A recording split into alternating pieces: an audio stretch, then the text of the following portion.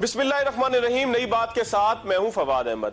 नाज़रीन, महकमा मौसमियात ने एक मरतबा फिर वार्निंग जारी की है कि जुम्मे और हफ्ते की शाम कराची में इतनी बारिश हो सकती है कि अर्बन फ्लडिंग का एक खतरा पैदा हो जाए। सिर्फ कराची नहीं बल्कि हैदराबाद और मीरपुर खास के हवाले से भी यही वार्निंग जारी की गई है। कराची का मामला यह है कि यहाँ पर नालों की सफाई के लिए NDMA को टास्क सौंपा गया है वज़ीर आज़म पाकिस्तान की जानिब से, और NDMA ने FW की मदद से कराची के नालों की सफाई का काम शुरू किया है। उस नालों की सफाई पे नासिर शाह साहब का बयान आया कि जिसमें उन्होंने इत्मीनान का इजहार किया, लेकिन दूसरी जानिब दो तीन रोज पहले मुर्तजा वहाब साहब ने एक प्रेस कॉन्फ्रेंस की जिसके अंदर उन्होंने ना सिर्फ कुछ नाखुशगवारी का बल्कि इजहार किया, जिसमें उन्होंने कहा कि शायद इसका बिल हमें भेज दिया जाए, जब हम नहीं साफ करने थे तो हम तो पहले ही कर रहे थे। साथ साथ उन्होंने एक बड़ा अहम नुक्ता उठाया कि नालों की सफाई का काम जो है वो KMC और DMCs के करने का है, और जब वो काम नहीं करते तो फिर हमें वो काम करना पड़ता है कि जिसके लिए फिर हमें बातें भी सुनना पड़ती हैं। आखिर ये किसका काम है, किसने करना है, कैसे करना है? क्या इसके लिए बार बार फौज को ही बुलाया जाएगा? क्या इसके लिए बार बार डिजास्टर की सूरत हाल पैदा की जाएगी? क्या कराची के शहरियों को इस सूरत हाल के अंदर फिर 2-3 रोज के बाद जो है वो रहना पड़ेगा? क्या कराची के शहरियों को क्या कश्तियां खरीद लेनी चाहिए, या इन नालों की सफाई का काम, इस कचरे के उठाने का काम ऐसे तरीके से यहाँ के मुंतखब नुमाइंदे करते रहेंगे? हमारे साथ प्रोग्राम के पहले हिस्से के अंदर मौजूद है साबिक डिप्टी मेयर अरशद वोरा साहब। ताजिर भी हैं और ताजिर रहनुमा की हैसियत से भी काम करते रहे, PSP से उनका ताल्लुक है।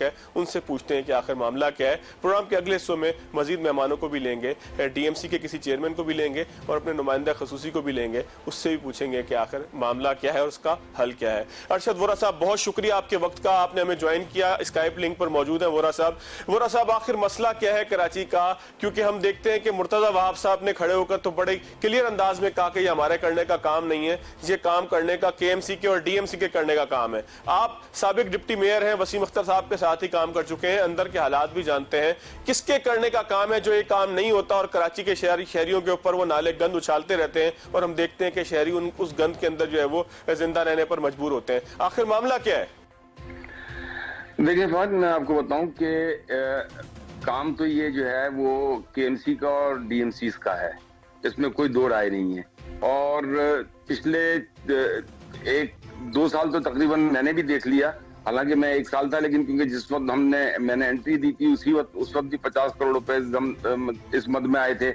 उसके बाद फिर एंड में भी इस मद में 50 करोड़ आए, तो एनुअल जो है 50 करोड़ रुपए। अच्छा, ये 50 करोड़ रुपए ये नहीं कि सिंध गवर्नमेंट कोई मेहरबानी करती थी, ये तमाम वो चीजें थी जो कि जब आपका ऑक्ट्रॉय टैक्स खत्म किया गया था तो OZT की मद में ये पैसे जो हैं, जैसे तनख्वाहें आती हैं, जैसे एनुअल डेवलपमेंट फंड्स आते हैं, उसी तरीके से ये भी जो है 50 करोड़ रुपए फिक्स था। जो मतलब आप कहते हैं ये इमदाद नहीं है बल्कि ये हक था, मतलब ये डिसाइडेड चीज है? जी, ये इमदाद नहीं है, ये सारा जितना जब से ऑक्ट्रॉय कराची का जो ऑक्ट्रॉय जब खत्म किया गया था ना, तो उसके बाद जाहिर है KMC को कराची की अर्निंग्स तो फेडरल गवर्नमेंट के पास चली गई। फेडरल गवर्नमेंट सिंध गवर्नमेंट को देती है, सिंध गवर्नमेंट जो है वो एक तरह से पोस्ट ऑफिस का काम करती है, और they have to transfer the money to KMC and DMCs, और वो महीने के महीने जो तनख्वाहों की मद में वो भी करते हैं।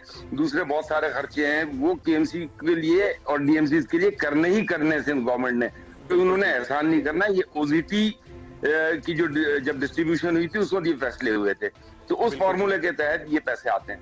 अब ये पैसे जो आते हैं इस पे अगर ईमानदारी से काम किया जाए, इस शहर की ओनरशिप ली जाए, अगर ये समझा जाए कि भाई हम इस शहर के लोगों की तकलीफ, इस शहर के लोगों ने हमें वोट दिया है, इस शहर के लोगों के लिए हमें ओनरशिप लेनी होगी, अगर जब तक ये नियत नहीं होगी तब तक ये चीजें बिल्कुल ठीक नहीं हो सकती।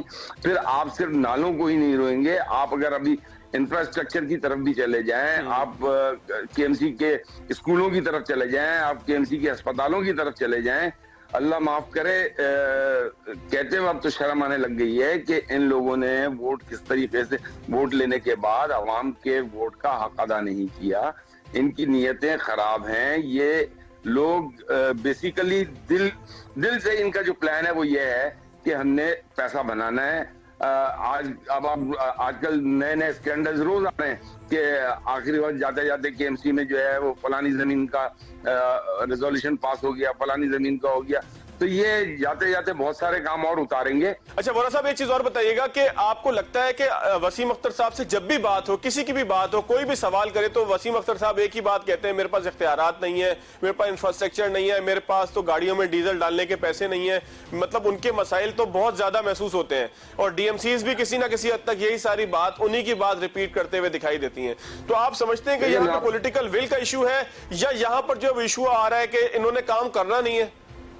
नहीं, इन्होंने काम करना नहीं है। पॉलिटिकल विल तो उस वक्त होगी ना जब उनकी नीयत होगी, इन्हें डिलीवर करना होगा। ये तो अब जो है अपना अपना टेन्योर पूरा करके आप देख लें, एक हिस्ट्री देख लें।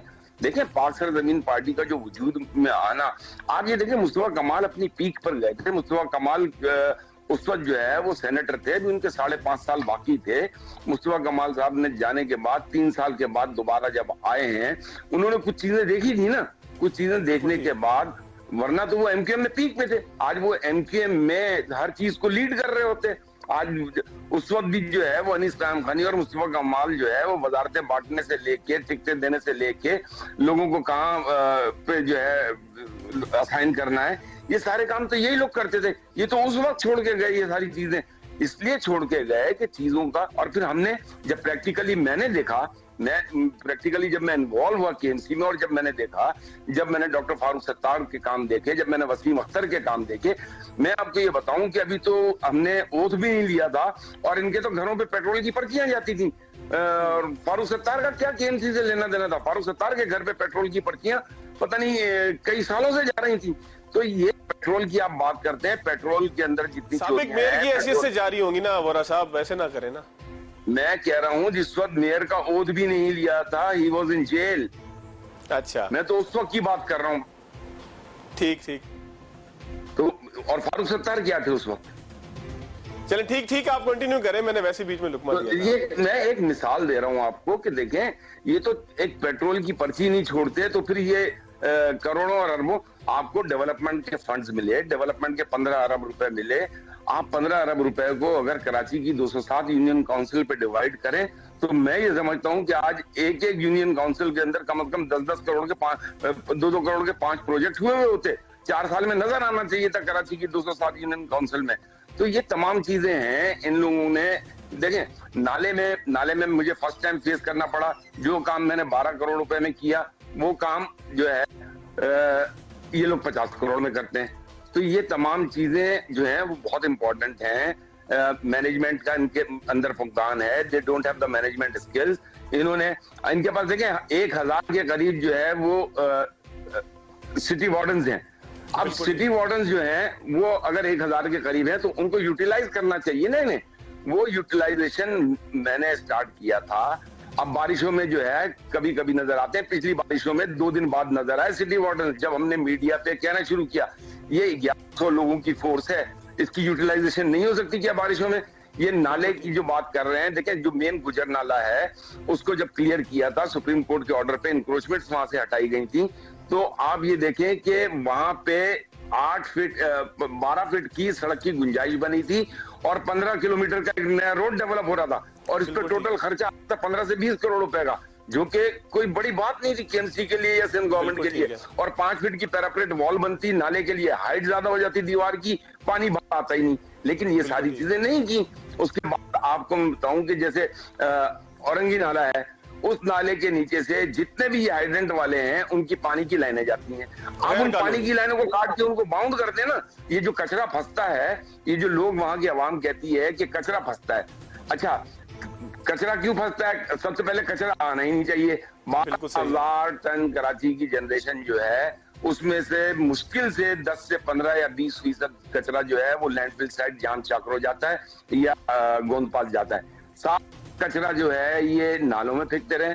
अब नालों के साथ साथ लियारी एक्सप्रेसवे पे कभी आप विजिट करें, आप लियारी एक्सप्रेसवे को देखें तो आपको सड़क का कोई हिस्सा नजर नहीं आएगा। पूरी आपकी 12 किलोमीटर की ड्राइव पे आपको कोई एक स्पॉट नजर आ जाए जहां पे कचरा ना फेंका हुआ। अब तमाम यूनियन काउंसिलों को नई जगह मिल गई है और पूरा लियारी एक्सप्रेसवे अगर यही हाल रहा, यही नियतें रही, तो ये सारा जो है लैंडफिल साइट में तब्दील हो जाएगा। अब मैं एक बात और सुन रहा था कि 3 दिन में जो कचरे की इन्होंने बारिश, एक तो अव्वल तो बारिश आने के बाद कचरे की सफाई शुरू की। बारिश आने से पहले करते तो और हालात होते।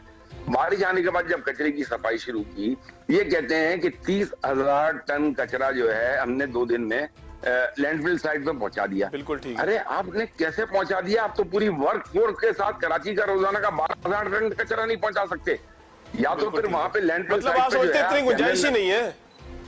नहीं गुंजाइश वहां जरूर है, लेकिन वो 500 एकड़ जमीन जो है उसके ऊपर कब्जे भी बहुत हुए हैं, तो वो एक अलग इशू है। लेकिन बहरहाल उस लैंडफिल साइट पे आप बेशक पहाड़ के पहाड़ बन जाए कचरों के, गुंजाइश वहां जरूर है, लेकिन वहां पर 30,000 टन कचरा पहुंचाना कोई, जब आप बात नहीं पहुंचा पा रहे दिन का, तो 30,000 टन कैसे पहुंचा दिया आपने?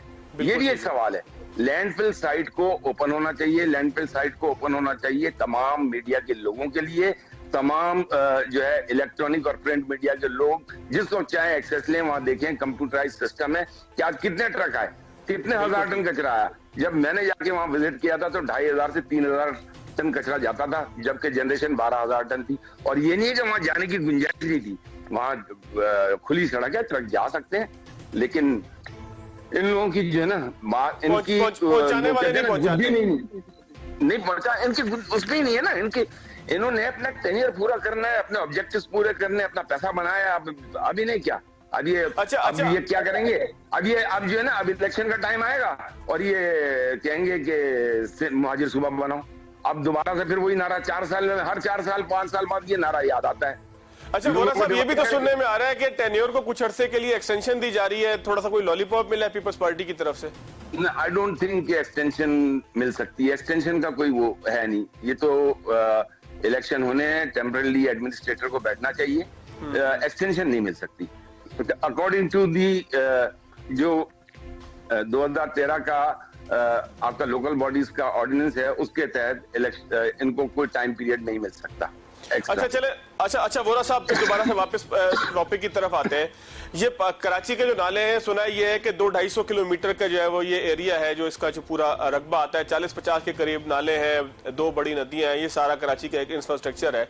आप समझते हैं कि ये कराची की जरूरत के लिए काफी है, या वफाक को सिर्फ नालों की सफाई से ज्यादा आगे बढ़कर कराची को एक नए इंफ्रास्ट्रक्चर के लिए, एक अच्छे इंफ्रास्ट्रक्चर के लिए जो है वो फंडिंग करनी चाहिए, कि सिर्फ नाले साफ करने से ही आप समझते हैं कि कराची के मसाइल हल हो जाएंगे? देखिए, सबसे पहले तो कराची का सीवेज सिस्टम जो है ना वो बर्बाद हो चुका है, और ये जो बरसाती नाले हैं इसके अंदर जो है सीवेज सिस्टम सारा जा रहा है। कराची का जो सबसे बड़ा इशू है, कराची की 3 करोड़ की आबादी में से तकरीबन 1 करोड़ 60 लाख या 1 करोड़ 70 लाख जो है वो कच्ची आबादी में रहते हैं। कच्ची आबादियों के अंदर जो है वो सीवेज सिस्टम नहीं है, और वो सीवेज सिस्टम सारा जो है ये नालों में जाता है। जब तक आप उन कच्ची आबादियों को एड्रेस नहीं करेंगे, 1 करोड़ 60 लाख की पॉपुलेशन को एड्रेस नहीं करेंगे, आप को ये इश्यूज रहेंगे, कच्ची आबादी बढ़ती जाएगी। कराची एक वक्त कराची जो है 70-80% कच्ची आबादी में तब्दील हो चुका होगा, अगर कराची के साथ सिंसियरली कराची की ओनरशिप नहीं ली गई। और इन लोग अगर यही लोग काम करते रहे जिस तरीके से ये काम कर रहे हैं, तो जब 70% कराची जो है वो रूरल एरिया बन जाएगा, यानी कि कच्ची आबादी बन जाएगा, तो फिर मैं ये समझता हूँ कि कराची में लोगों का जीना मुहाल हो जाएगा।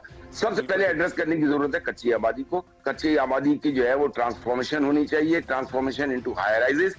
ये होगी, नालों के अतराफ से जो है ये इंक्रोचमेंट सारी खत्म होंगी। ये इंक्रोचमेंट सारे जो है ये कच्ची आबादियां हैं, ये सब आबादियां डिक्लेयर्ड हैं, तो इनको आपको ग्रेजुअली खत्म करना होगा। इन्हें प्रॉपर एक अच्छे एनवायरनमेंट में, अच्छे माहौल में कब तक वो बच्चा 4 फीट की गली में पैदा होगा, नदी नाले में पैदा हो रहे हैं, जिस तरीके से नदी नालों के माहौल में बच्चे पैदा हो रहे हैं, उनको क्या एनवायरनमेंट मिल रहा है, कौन सा हेल्दी एनवायरनमेंट आप उनको दे रहे हैं?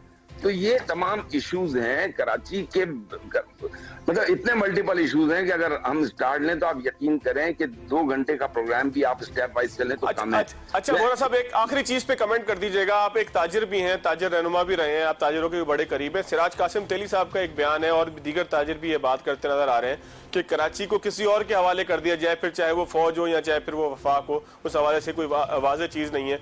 आप पीएसपी के एक रहनुमा की हैसियत से क्या समझते हैं कि कराची के मसाइल का हल क्या किसी और के हवाले कर देना है या इसी सिस्टम को ठीक करने की जरूरत है?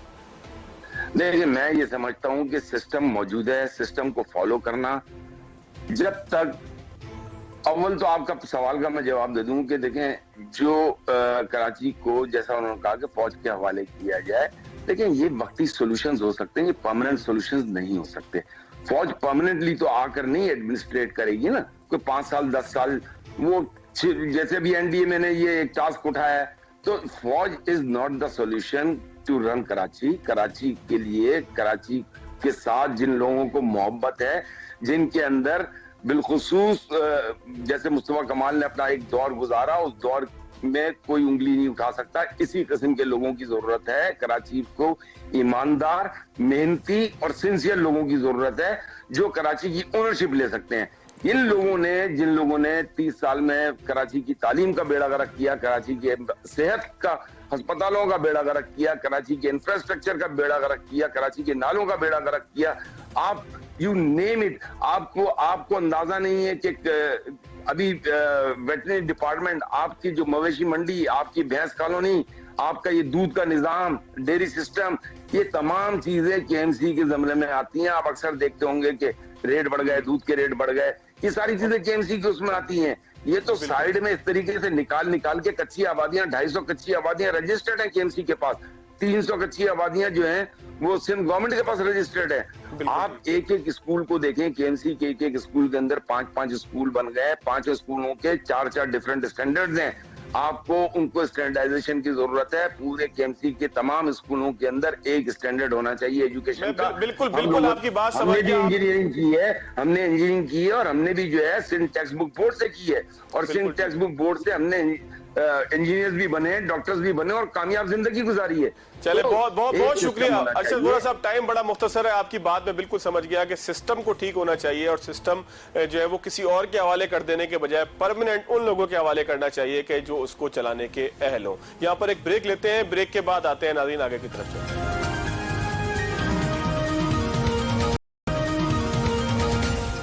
ब्रेक के बाद एक मरतबा फिर खुशामदीद। ब्रेक से पहले हमारे साथ मौजूद थे साबिक डिप्टी मेयर अरशद वोरा साहब। कुछ अंदर की बातें कर रहे थे, नालों की सफाई के हवाले से बात भी की, और खास तौर पर उन्होंने बड़ी तनकीद का निशाना बनाया केएमसी की कारकर्दगी की, और खास तौर पर डीएमसीज की कारकर्दगी को।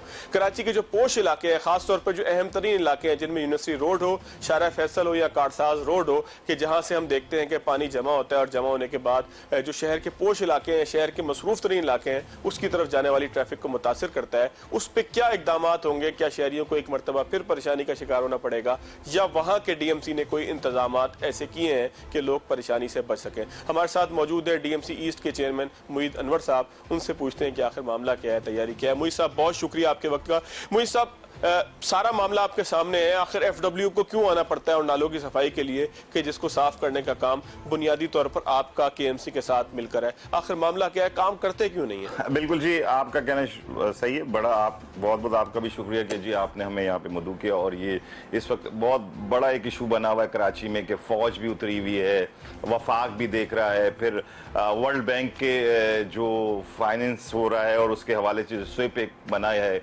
एक कमेटी और बनी है। बदनामी सी नहीं हो गई कराची की, हर जगह के नाले साफ नहीं होते? बदनामी बहुत ही छोटा सा लफ्ज है सर, ये बहुत बड़ी एक इशू है। अब आप देखें, मैं वो नहीं कह रहा, कोई नेगेटिव बात नहीं कह रहा। जो शहर मैं समझता हूँ 70% रेवेन्यू देता है इस मुल्क के लिए, और ये पूरा मुल्क सिस्टम चलता है, उस शहर के लिए नाले साफ करने के लिए वर्ल्ड बैंक की जरूरत पड़ रही है। बिल्कुल। तो मेरे कुछ समझ में नहीं आया इस दफा की। फिर कल मैं आपके चैनल के तवज्जो से भी बताता चलूं, मेरे ख्याल में अभी कहीं और किसी चैनल पे नहीं, कल हमारी कोर कमांडर से मीटिंग हुई थी ये नालों के इशू। अब बताएं कि इस लेवल पे कराची शहर को ले आए हैं कि कोर कमांडर को बेचारे को, मतलब उन साहब को, सर को हमें नालों की सफाई के लिए उनको ब्रीफिंग लेना पड़ी या ब्रीफिंग देना पड़ी उनको, और उन्होंने पाबंद किया हमें कि यार ये, और उनके पास वो इश्यूज थे जो कि बहुत छोटे छोटे इश्यूज हैं अगर देखे जाए तो। बड़े अफसोस के साथ बताना पड़ता है। देखिए, बात ये नहीं है, बात ये है कि जब तक हम एक नहीं होंगे,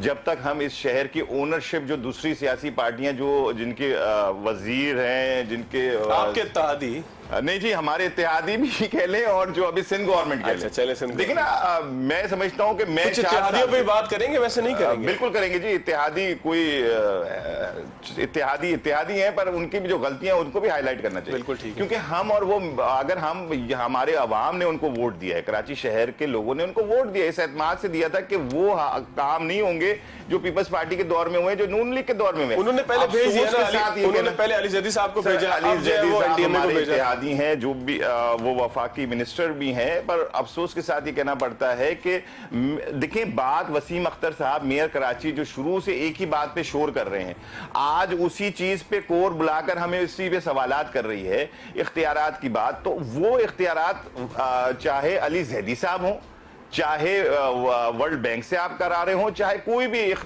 इदारा वो कर रहा हो, भाई उसका काम ही नहीं है। काम किसका है? वसीम अख्तर। वसीम अख्तर साहब मेयर कराची हैं, उनको दिए जाए इख्तियारात, बिल्कुल ठीक, उनको कहें कि जी हम आपके बैक में। ये सब लोग आगे फ्रंट पे आकर क्यों करना चाह रहे हैं? अली जैदी साहब आए, फ्रंट पे आकर क्यों किया उन्होंने? वो कहते हैं मैं पीछे बैठा हुआ हूं, ठीक है, मेयर ब्रीफिंग दे, हम उसके साथ बैक पे कर रहे हैं। सीएम क्यों जा रहे हैं उन नालों पे? वो इसलिए कहते हैं, वो क्यों कहते हैं कि जो आपके वर्ल्ड करने बैंक का काम है को ना, किसी सिंध गवर्नमेंट के अंडर से क्यों दिया गया? फिर ये नहीं बोलो ना कि नाले हमारा काम है, फिर बोले कि जब करना ही आपको है तो फिर ये भी ले लें आप। जब आपने पूरी दुनिया में जी सफाई सुथराई का सिस्टम जो करती है वो सिटी गवर्नमेंट बड़ा अफसोस के साथ बताना पड़ता है, यहाँ जो इस शहर के अंदर जो है वो एक सॉलिड वेस्ट मैनेजमेंट बना दिया गया है। जो काम मैं 5 करोड़ में करता था, आपके चैनल से ये भी बताना चाहता हूँ, वो आज काम 20 करोड़ का हो रहा है, और वो वैसे भी सही नहीं हो रहा है, हो रहा है, नो डाउट, पहले से बहुत बेहतर हो रहा है, पर इसमें जो पैसे दिए जा रहे हैं इसको और मजीद अच्छा किया जा रहा है। मोहित अनवर साहब, अथॉरिटीज बनाई जाती हैं काम को बेहतर तरीके से करने की, जब बेहतर तरीके से ना हो तो फिर इसका मतलब काम नहीं हो रहा। बिल्कुल सर। वरना आप काम तो आप भी कर रहे थे। नालों की तरफ ही आ जाए, थोड़ा सा उस तरफ हम टॉपिक के गिर्द घूमते हैं। आखिर मसला क्या है कराची के नालों का, कि जिसके लिए कभी अली जैदी साहब केपीटी की मशीनरी लेकर आते हैं, कभी जो है वो हम देखते हैं कि जो है वो FWO यहाँ पर आ रही है, वज़ीर आज़म की हिदायत के बाद आ रही है, NDM में आ रही है, मतलब डिजास्टर के अंदर आ गया ना। तो ये डिजास्टर इतना बड़ा क्यों है? आखिर मामला खराब कहाँ पर होता है? देखिए जी, NDA में आई और उसने जो अपना सर्वे कर जो प्रेस ब्रीफिंग दी, उसमें उन्होंने क्या दिया? वही सारी चीजें दी जो वसीम अख्तर साहब मेयर कराची, मैं इसलिए बार बार कर रहा हूं कि उन्होंने जो बात की, लोग कहते हैं जी रिजाइन कर दें। अरे भाई, ये वो बात हाईलाइट कर रहा है, उसमें आप हेल्प करो ना उसकी। बिल्कुल ठीक। रिजाइन करना कोई मसले का हल नहीं है। अच्छा, NDA में आई तो उसने भी ये किया कि जी नालों के साथ इंक्रोचमेंट हुई हुई है, इलीगल कंस्ट्रक्शन हुई हुई है, नालों के साथ जी वो माफिया बैठी हुई है जो गार्बेज कलेक्ट करती है और उसमें से सॉर्टिंग कर कर वो बाकी कचरा उसमें फेंक देती है, कर देती। ठीक है, सॉलिड वेस्ट की उनके पास वो है कि सॉलिड वेस्ट उसमें कचरा फेंक रहा है। तीसरी चीज उनके पास ये है कि सीवरेज का पानी नालों में जा रहा है। जो ये 4 पॉइंट उन्होंने हाईलाइट किए हैं जिसकी वजह से ये हो रहा है, और अगर ये होता रहेगा तो उन्होंने भी ये कहा है कि वक्ती तौर पे तो हम चीजों को सही कर पॉलिसी होगा, सॉरी मट्टी पाव पॉलिसी होगा, पाव पॉलिसी या शॉर्ट टर्म पॉलिसी हो जाएगी, अदरवाइज लॉन्ग टर्म, यानी कि कचरा हम कारपेट के नीचे डाल देंगे, कचरे की सफाई नहीं होगी। मुझसे लोग ये कहते हैं कि जी एक और मीडिया में गया था मैं चैनल पे, तो उन्होंने मुझसे पूछा कि जी पब्लिक, अरे पब्लिक को क्यों कसूरवार ठहरा रहे हो? पहले ये माफियों को खत्म करो, पहले अपने सिस्टम को सही करो, पहले नाले को साफ करो। ऊपर से दुनिया में ये होता है कि रोडें बनी होती हैं या उसके ऊपर ऐसी कोई झील टाइप बना दी जाती है या कोई ऐसा पार्क ऊपर बना दिया जाता है तो वो कवर्ड हो जाता है। पर अफसोस के साथ ये बताना पड़ता है, इस शहर के अंदर जो ये शहर कराची शहर जो पाकिस्तान का सबसे बड़ा शहर है और सबसे बड़ा ज्यादा रेवेन्यू देता है, पर उसके साथ कोई ऐसा नहीं किया जा रहा। वो तो मैं तो कहता हूँ सुप्रीम कोर्ट की बड़ी मेहरबानी कि उन्होंने इलेक्शन करा दिए, वरना इस शहर का और बेड़ा गर्क हो जाता। देखिए आज अगर कुछ भी होता है, बारिश हल्की सी होती है तो कराची शहर भर जाता है। अच्छा, एक चीज और मुझे साहब बताइएगा, एक चीज तो नालों की सफाई अपनी जगह हो गई, आपकी ही जो जुरिस्डिक्शन है उसके अंदर आते हैं, ये शारा फैसल का एक काफी बड़ा हिस्सा आता है। जी। शारा फैसल पे बड़ा पानी जमा हो जाता है, लोग कहते हैं कि यहाँ वो ड्रेन वाटर स्ट्रॉम ड्रेन का जो है कोई सिस्टम मौजूद नहीं है। लास्ट टाइम आपकी विजिट कब हुआ है शारा फैसल पे? सब बारिश में। अभी नर्सरी पे पानी भरा हुआ था। नर्सरी की अलग बात है, नर्सरी ऐसे है, शारा फैसल में अब शारा फैसल के अब देखें ये थानों की हुदूद का कोई तनाज़ा है नहीं कि मैं कहूं यहाँ से आपके थाने की हदूद है, वो भी मेरी हदूद है, यहाँ से साउथ शुरू हो गया। नहीं वो मेरी सेंटर ईस्ट, मुझे पता है कारसाज आपके इलाके आपके हिस्से के अंदर है, कारसाज में पानी नहीं था, कारसाज में पानी कम होता है निस्बतन। देखें वो नर्सरी जो है ना वो प्याला नुमा है, ठीक है, उधर कोई ड्रेन है नहीं, ठीक है, उसमें गुलिस्तान जफर आ जाता है, ये सारी चीजें ऊपर से पानी उतरता है जी, ऊपर से वो पानी उतरता है तो PCHS ब्लॉक 6 मैं समझता हूँ 20-30% डूब जाता है। हम उसमें ड्रेन जो हमारे वो हैं अपना पंपिंग मशीन्स हैं, हम वो लगाते हैं और उससे ड्रेन करते हैं। आप अपने इलाके में क्या करते हैं? कारसाज आपके शारा उसमें आते फैसल हैं। की आप जो बात कर रहे हैं, शारा फैसल इस दफा फौजिया वहाब ब्रिज है, ठीक है, उधर पानी काफी जमा जो होता जंक्शन है बुनियादी तौर पे शारा तो फैसल उसमें का, हमने कारसाज से उसी जो वक्त एक्सीवेटर लगाकर उसके साथ जितने रेस्टोरेंट है ना सर, उसमें से जो वो उनका जो वेस्ट मटेरियल कह लें या जो प्लेट्स, प्लास्टिक प्लेट्स इस टाइप की, वो सारा उसमें से मटेरियल निकला, हाँ बरामद हुआ, जिसके ऊपर DC साहब ने भी एक्शन लेकर उनको कल सील भी किया था, एक को अरेस्ट भी किया। तो कहने का मकसद ये कि ये भी एक इश्यूज हुआ था जिसकी वजह से फिर हमने फौरी जो तौर से खोला तो वो खुल गया। फिर शारा फैसल में बात जगह देखिए रोड भी बड़े अफसोस के साथ बताना पड़ता है, स्ट्रेट नहीं है, बात जगह ऐसी आला हो जाती है, तो वहां पे पानी जमा हुआ। वहां पे सिर्फ मेरी मशीनरी नहीं लगी हुई थी, KMC की मशीनरी लगी हुई थी, वाटर बोर्ड वालों की सकिंग मशीन लगी हुई थी, तो उसके हवाले से बेहतर था इस दफा बेहतर था पिछली बार। चले, एक झगड़े की बात तो खत्म हो गई आपसे ना, नाले साफ हो गए, नहीं नाले साफ शारा फैसल साफ हो गए, मतलब चले कोई इसके लिए इकदाम हो गए। अब मुझे ये बताएं कि 2-3 दिन जो बारिश होनी है, जुम्मा हफ्ता का कहा जा रहा है कि बड़ी कोई शदीद बारिश हो जानी है, अल्लाह ताला महफूज रखे सारे शहरियों को। अर्बन फ्लडिंग का एक खतरा है कि पानी बहुत ज्यादा जमा हो जाएगा। शायद बहुत ज्यादा बारिश हो जाए तो दुनिया के किसी शहर से पानी इतनी जल्दी निकलता नहीं है, एक फैक्ट हमें तस्लीम करना चाहिए। लेकिन आपने क्या इंतजाम किए हैं, आपके DMCs ने क्या इंतजाम किए अपने तौर पर, जो आप लोगों का जुरिसडिक्शन है, जाहिर है आप लोग भी अवामी नुमाइंदे हैं। बात बिल्कुल आपकी सही है, मैं भी यही बात कहता था, पर मैंने कहा इतना ऐसा नहीं है, दुनिया भर में पानी जमा होता है, बिल्कुल जमा होता है, और वो 2 घंटे लगते हैं कम से कम, 2 से 3 घंटे, और वो उतर जाता है। पर इधर जो इस शहर के अंदर जो है ना, वो मैं आपके इजाफा करना चाहता हूँ, इधर जो सिर्फ बारिश का नहीं होता, उसमें गटर का पानी भी मिला, बिल्कुल ऐसे ही है। ये एक चीज है, क्योंकि एक वो बदबू मार रहा होता है, फिर आप देखते हैं रोडों पे जो कीचड़ हो जाता है, और अजियत ज्यादा होती भी उसी से ज्यादा। अगर बारिश का पानी हो, लोग एंजॉय कर उसमें से निकल जाए, पर वो गटर के पानी की वजह से वो हो जाता है। पर दुनिया में ऐसा नहीं होता, दुनिया में बारिश का पानी होता है, क्योंकि यहाँ पे लाइनें जो है, सेवरेज की लाइनें जो है, 50 साल पुरानी है, वो मिला दी गई है सर।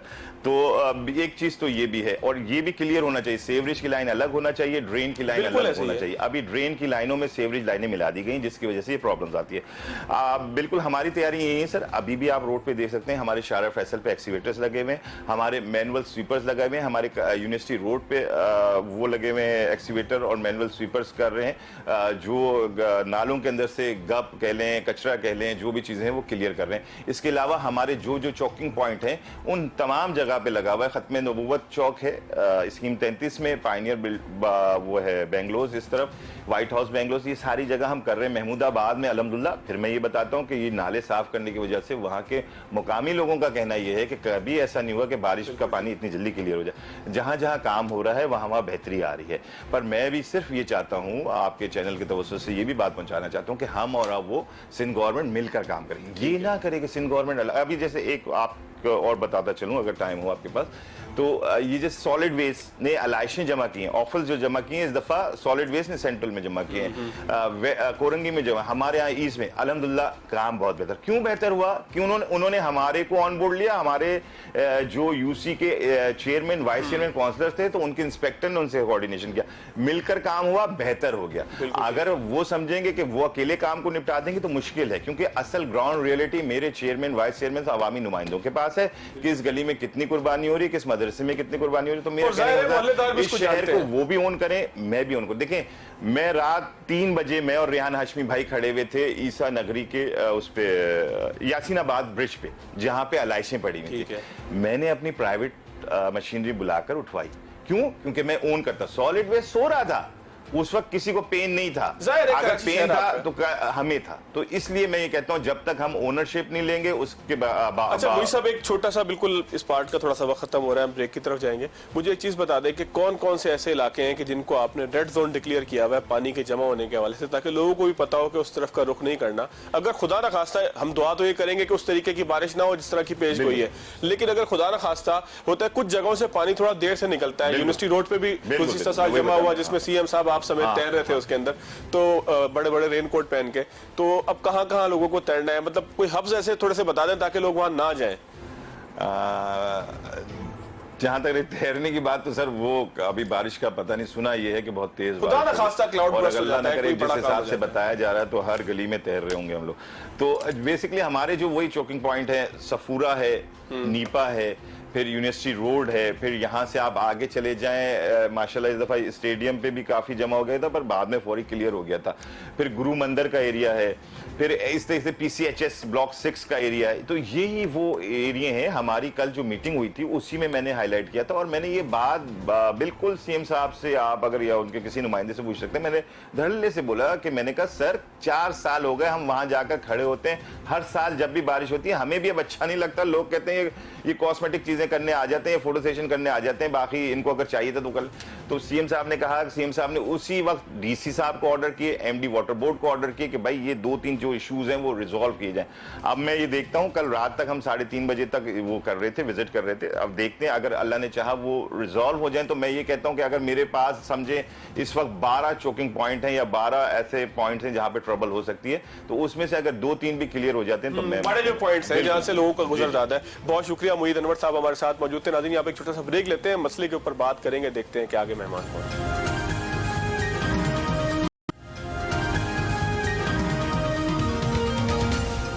ब्रेक के बाद एक मरतबा फिर खुशामदीद। साबिक डिप्टी मेयर भी मौजूद थे और उसके बाद हमने देखा कि DMC के चेयरमैन मोहित अनवर साहब भी मौजूद थे। उन्होंने भी सारी तफसील बताई। एक कहता है कि काम नहीं होता, एक कहता है कि काम करते हैं, लेकिन जो है वो बाज़ जगह काम नहीं करने दिया जाता, बाज़ जगह हमारे पास इख्तियारात नहीं है। हकीकत क्या है, कराची शहर के जो बासी हैं उनको तो डूबना ही पड़ता है, उनको तो कश्तियों में ही सफ़र करना पड़ता है। हमारे साथ सरफराज कायम खानी मौजूद है, हमारे नुमाइंदा खसूसी NEO TV के, सारी चीज़ों को ग्राउंड पर कवर करते हैं, इसलिए उनसे पूछते हैं कि ग्राउंड की असल सूरत हाल क्या थी, और खुदा न खास्ता अगर अर्बन फ्लडिंग का मामला हुआ तो उसमें सरफराज क्या समझते हैं कि किस तरीके से शहरियों को अपनी जानो माल की खुद हिफाजत करनी होगी, क्योंकि जिन्होंने हिफाजत करनी है वो तो एक दूसरे पे इल्जाम तराशी का काम कर रहे हैं। सरफराज, बहुत शुक्रिया स्टूडियोज में आप तशरीफ लाए। सरफराज, अरशद वोरा साहब मौजूद थे, उनकी भी बात मैंने आपको बताई, मोहित अनवर साहब की बात बताई। दोनों सियासतदान हैं, सियासतदानों का तो आपस में सिस्टम चलता ही रहता है।